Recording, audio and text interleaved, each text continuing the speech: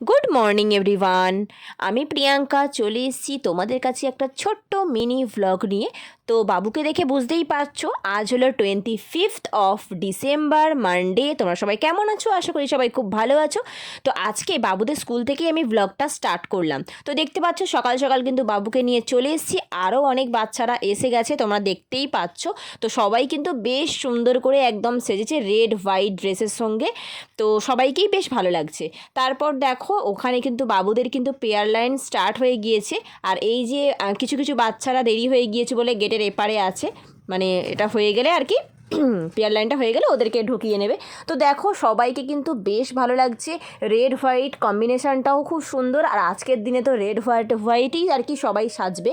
তো আমার গলার অবস্থা একদমই ভালো না, ঠিক আছে? তো প্রচণ্ড পরিমাণ ঠান্ডা লেগে গিয়েছে। তো দেখো বাবুদের পেয়ার লাইন কিন্তু স্টার্ট হয়ে গিয়েছে, আর খুব সুন্দর করে কিন্তু ওদের এই পেয়ারটা হয়। তো দেখতেই পাচ্ছ নিশ্চয়ই, বেশ ভালো লাগছে। আমরাও এই জিনিসটা ভীষণই মানে এনজয় করি। এদেরকে দেখে হচ্ছে আমাদের স্কুল জীবনের কথা মনে পড়ে যায়। তো বাবুরা তো ঢুকে গেল, তারপর দেখো আমরা একটু খেতে চলে এসেছি। তো এখানে তো ঘুগনি মুড়ি আর ডিম ভাজা ছাড়া কিছুই আমরা খেতে পাই না। তো এগুলোই খাই বেশ হালকা পাতলার মধ্যে, খুবই ভালো লাগে খেতে।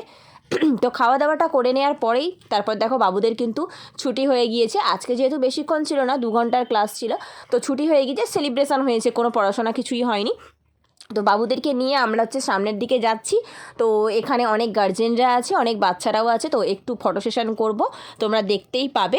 তো দেখো এখানে হচ্ছে আমরা ফটো সেশন স্টার্ট করে দিয়েছি, ভিডিও হচ্ছে। তো বাবুরা একদম মেতে উঠেছে আর কি।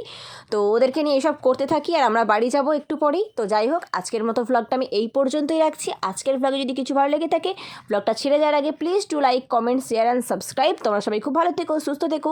দেখা হচ্ছে আরও একটা সুন্দর ইন্টারেস্টিং ভ্লগে। তো এখনকার মতো টাটা।